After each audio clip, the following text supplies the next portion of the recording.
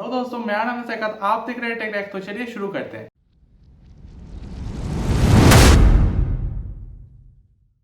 यार, आज के वीडियो में हम लोग बात करेंगे आप कैसे अपने पाइथन कोड को फास्ट बना सकते हैं। अभी यहाँ पर पाइथन लैंग्वेज का एक प्रॉब्लम है कि यहाँ पर बहुत ज़्यादा कंप्लेंट आती है कि जो पाइथन लैंग्वेज है ये बहुत ज़्यादा स्लो है।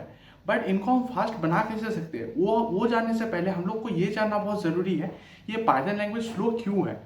तो यहाँ पर ये डिफरेंस इसीलिए आ जाता है क्योंकि जो पाइथन लैंग्वेज है ये एक इंटरप्रेटेड लैंग्वेज है compare to most of the famous programming language जो कि कंपाइल्ड लैंग्वेजेस है।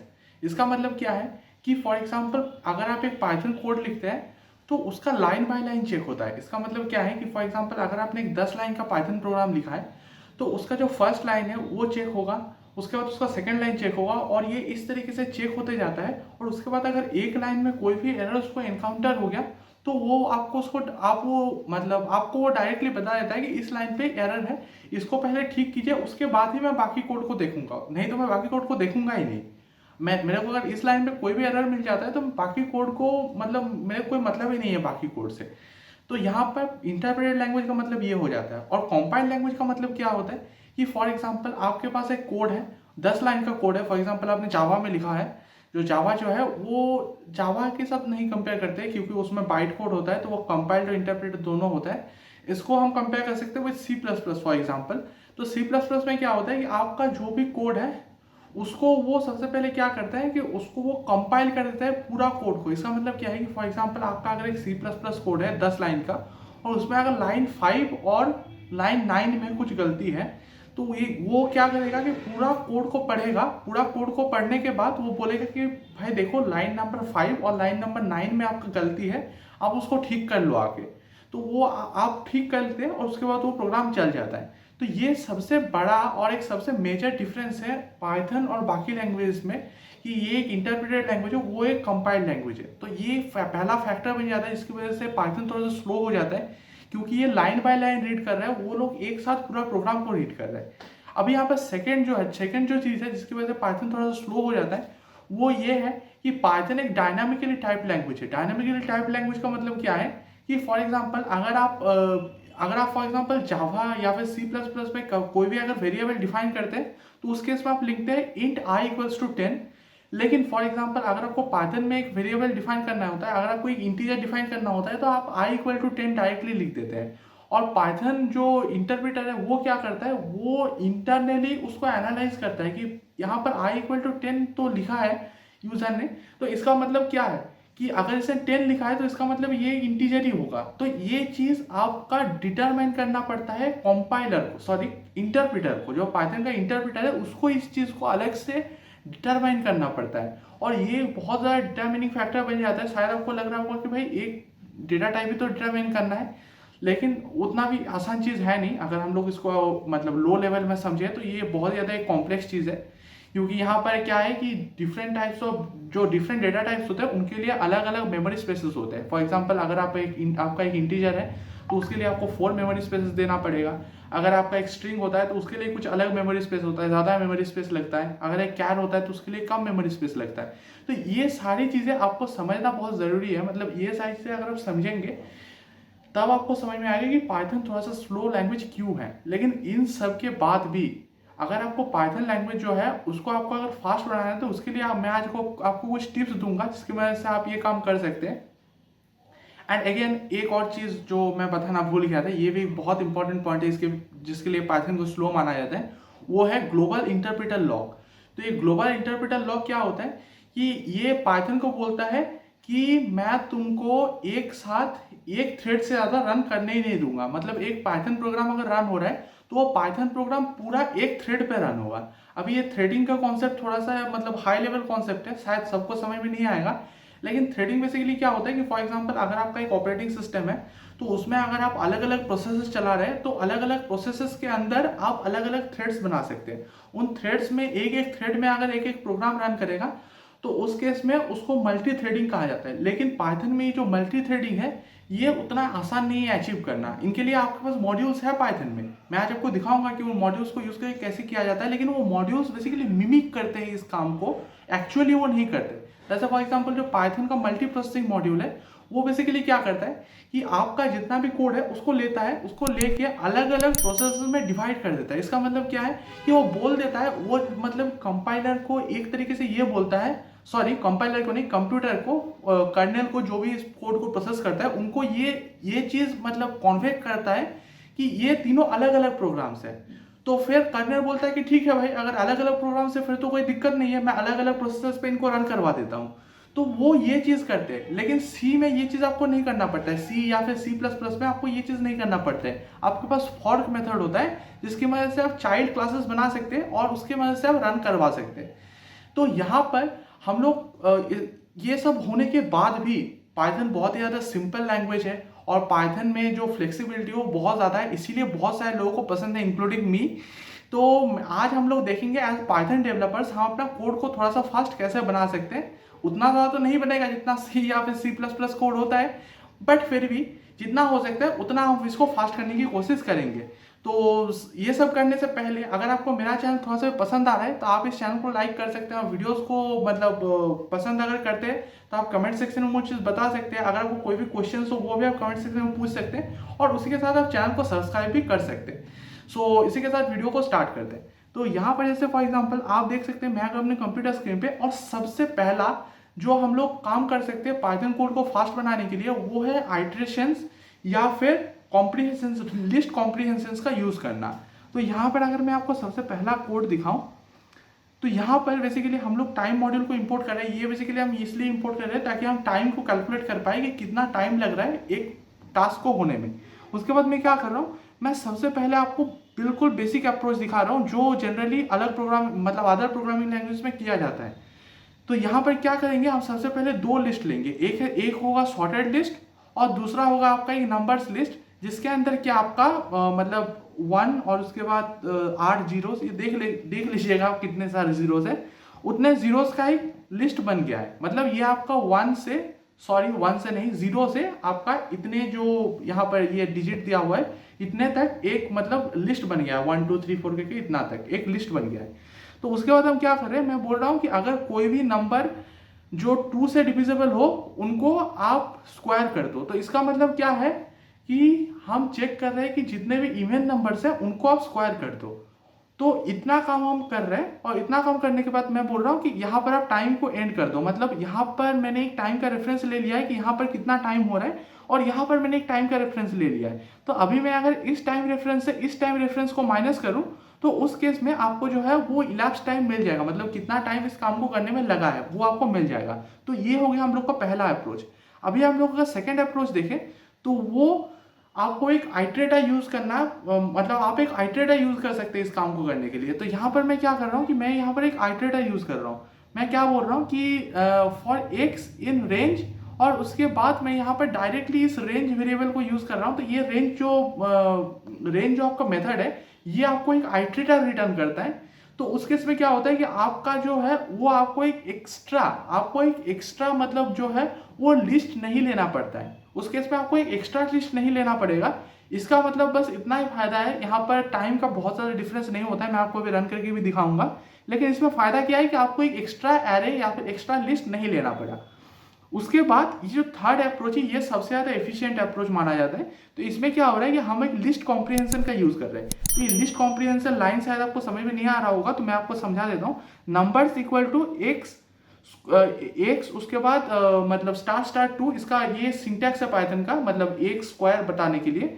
तो मैं बोल रहा हूँ कि एक स्क्वायर आप कर दो उन नंबर्स के लिए फॉर एक्स इन रेंज, ये मतलब आप इन सब नंबर्स के लिए x इंटू 2 कर दो, मतलब x टू द पावर 2 कर दो सारे नंबर्स के लिए जो इस रेंज में है। और अगर कब करो, जब इफ आपका जो नंबर है वो डिवाइडेड बाय 2 होके उसका रिमाइंडर अगर 0 आ रहा है तो ये जो पूरा सारे लाइंस है इनको आप छोटे करके यहाँ पर भी लिख सकते हैं।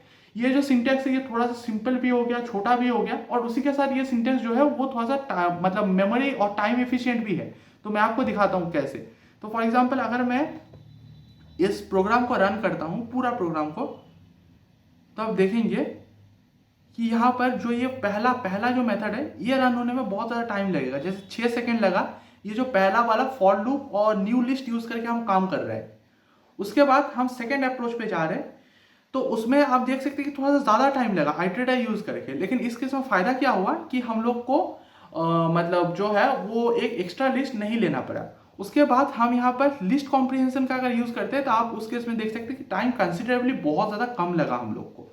तो ये हो गया हम लोग का पहला अप्रोच जिसकी वजह से हम पाइथन कोड को थोड़ा फास्ट बना सकते हैं। तो यहाँ पर हमने क्या किया कि हम लोगों ने लिस्ट कॉम्प्रिहेंशन यूज़ किया। तो आपको ये चीज़ याद रखना चाहिए कि आपको जब भी मौका मिले तो लिस्ट कॉम्प्रिहेंशन यूज़ कीजिएगा। कोई नई जो मेथड मैंने आपको बताया पहले या फिर जो दूसरा मेथड मैंने आपको बताया, इन सबसे ज़्यादा आप इस मेथड को प्रेफर कीजिएगा। उसके बाद हम चलते हैं नेक्स्ट वाले पे, जो है कि रिकर्शन वर्सेस आइट्रेशन। ऑफन जो है वो रिकर्सिव जो है अप्रोच वाले जो आंसर्स होते हैं उनको बहुत ज़्यादा एलीट माना जाता है। लेकिन यहाँ पर क्या है कि आप जितने बार रिकर्सिव कॉल्स करेंगे उतने बार आप एक फंक्शन को कॉल कर रहे हैं, and function calling is very much time consuming. तो आप अगर एक फंक्शन को बहुत बार कॉल करते हैं तो वो टाइम कंज्यूमिंग हो जाता है।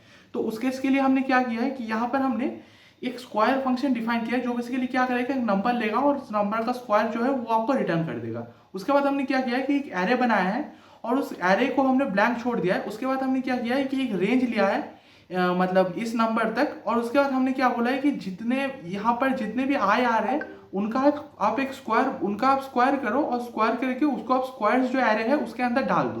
तो ये पूरा काम करने में कितना टाइम लग रहा है वो यहाँ पर हमने प्रिंट कर दिया है। उसके बाद नेक्स्ट हमने क्या किया है कि यहाँ पर हम नीचे गए और नीचे जाने के बाद हम बेसिकली क्या किए कि यहाँ पर मैंने स्टार्ट और एंड अगेन दो वेरिएबल्स लगाए हैं। लेकिन इस बार हमने क्या किया है कि फंक्शन के अंदर ही हमने ये पूरा काम किया है एक आइटरेटिव अप्रोच लगा के। मतलब हमने यहाँ पर एक फॉर लूप लगाया है, यहाँ पर हम लोग ने एक आइटरेटर का यूज किया है instead of using a recursive approach. तो उसके बाद हमने क्या किया है कि यहाँ पर सिंपल है, आप समझ रहे होंगे कि यहाँ पर हमने एक स्क्वायर लिया है, उसके बाद हमने एक आई रेंज लिया है और उसके बाद हमने स्क्वायर्स के अंदर इन पूरा रेंज को हमने अपेंड कर दिया है।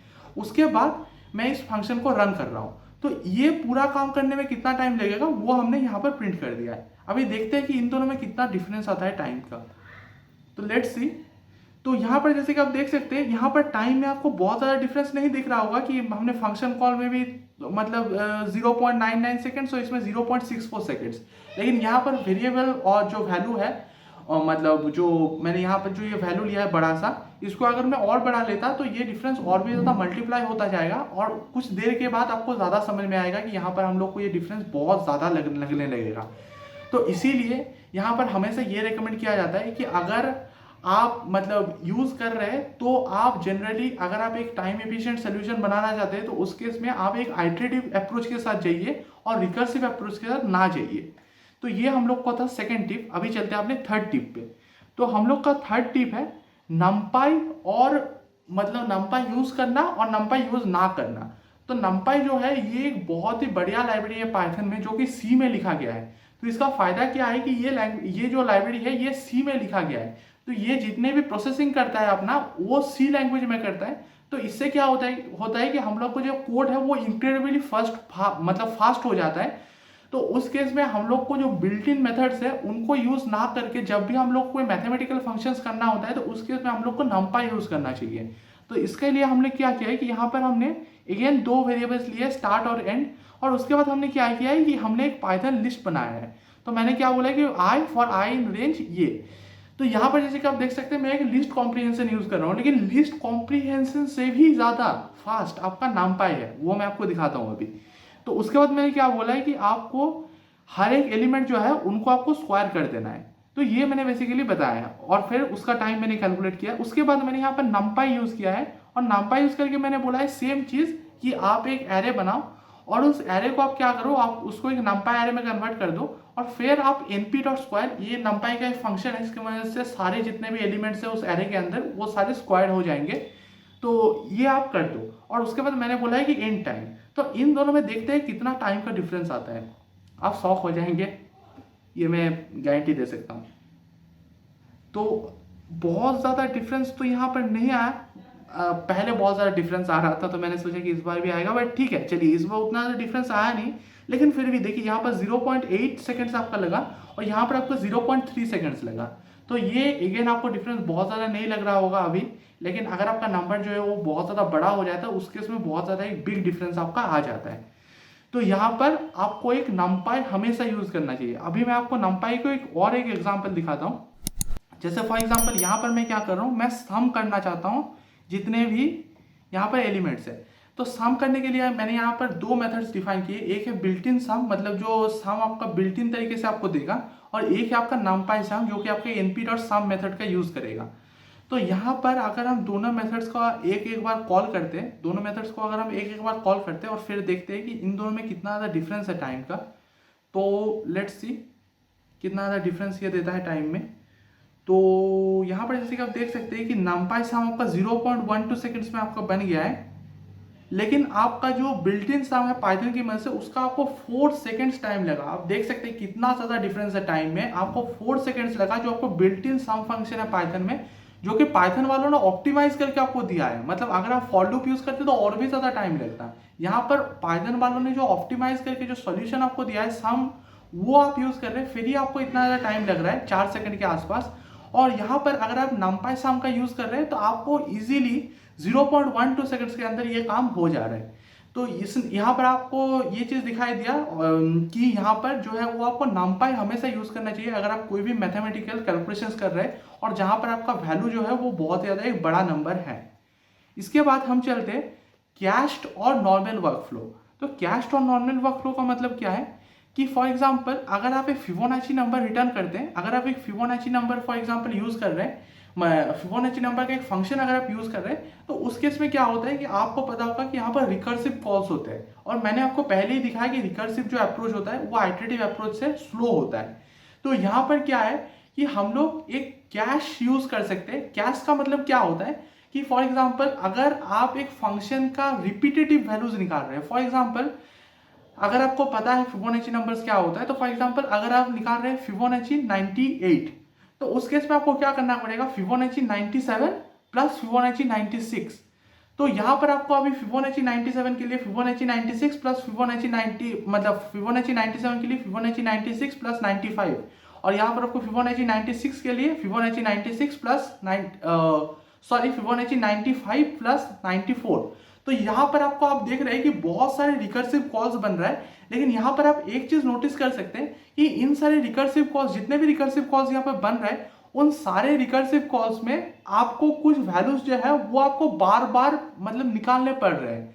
तो उन वैल्यूज को अगर आपको बार बार निकालना पड़ेगा तो उस केस में क्या हो रहा है कि आपका टाइम जो है वो एक्स्ट्रा ऑर्डिनरी तरीके से बढ़ जा रहा है। और यहाँ पर जो है ये एल्गोरिथम, मतलब जो ये फिबोनाची नंबर है, इसको कैलकुलेट करने का जो टाइम कॉम्प्लेक्सिटी है वो एक्सपोनेंशियल टाइम कॉम्प्लेक्सिटी, मतलब 2 to the power n।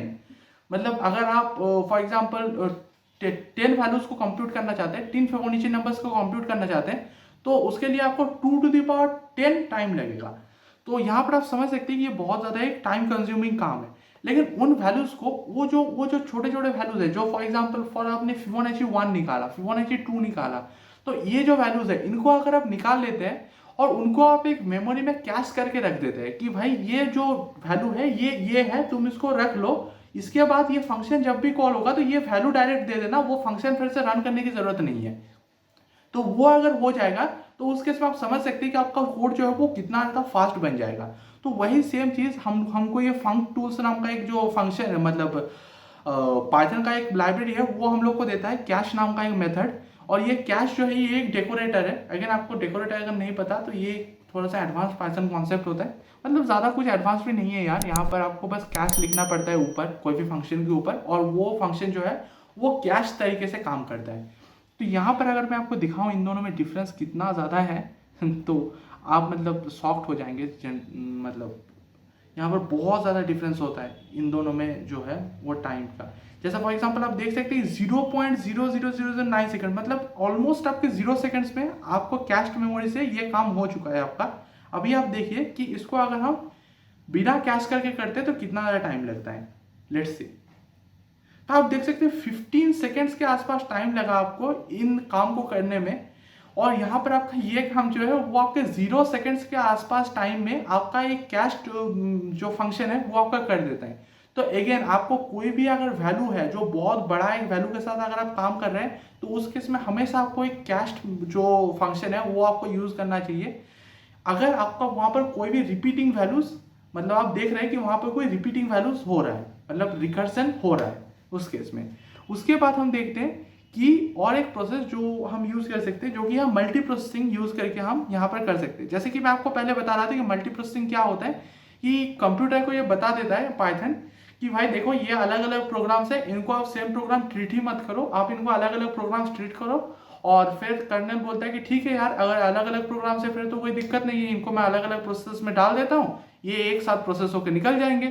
तो यहाँ पर हम लोग यही यूज़ करेंगे मल्टी प्रोसेसिंग। तो मल्टी प्रोसेसिंग को यूज़ करने का टेक्निक थोड़ा सा तो कॉम्प्लेक्स है यार, बट अगर आप यूज़ करना चाहते हैं देखिए यहाँ पर कैसे यूज़ किया जाता है। तो सबसे पहले आपको एक प्रोसेस क्रिएट करना पड़ता है, और उस प्रोसेस को क्रिएट करने के बाद आपको इसमें अंदर टारगेट डालना पड़ता है। ये टारगेट जो है ये आपका एक फंक्शन होता है, और उसके बाद अगर आप उसमें कोई भी आर्गूमेंट्स है तो उसको आपको इस आर्ग्स जो पैरामीटर है इसकी मदद से पास करना पड़ता है।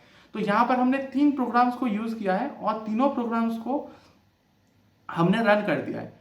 और यहाँ पर उसके बाद हमने क्या किया है कि यहाँ पर बिना हमने मल्टीप्रोसेसिंग यूज़ करके तीनों प्रोग्राम्स को कॉल किया है। तो अभी देखते हैं कि कौन सा जो है वो ज़्यादा जल्दी रन होता है। सो लेट्स सी कितना ज़्यादा हम लोग को टाइम में डिफरेंस मिलता है। तो यहाँ पर हमने रन कर दिया है, और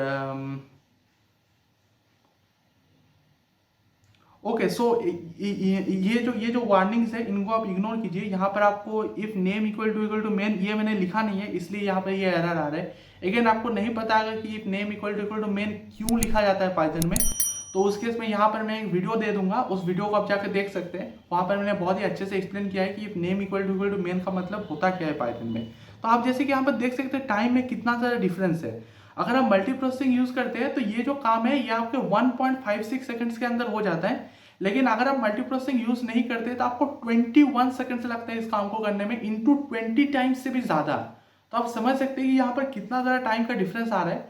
तो अगेन अगर आपको कोई भी बिग कंप्यूटेशन है तो उस केस में आप मल्टी प्रोसेसिंग यूज कीजिए, कैशिंग यूज कीजिए। इन सब चीजों का अगर आप यूज करेंगे तो उस केस में आपका जो कोड है वो बहुत ही ज्यादा फास्ट हो जाता है।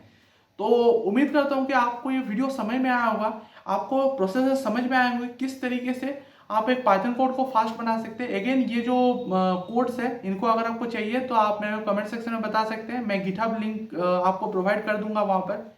कमेंट सेक्शन में बताने की ज़रूरत नहीं है, मैं वैसे ही प्रोवाइड कर दूंगा। आप जाके डिस्क्रिप्शन में जाके चेक कर सकते हैं, मैं वहाँ पर दे दूंगा कोड्स। और उसी के साथ मिलते हैं नेक्स्ट वीडियो में, तब तक के लिए बाय बाय।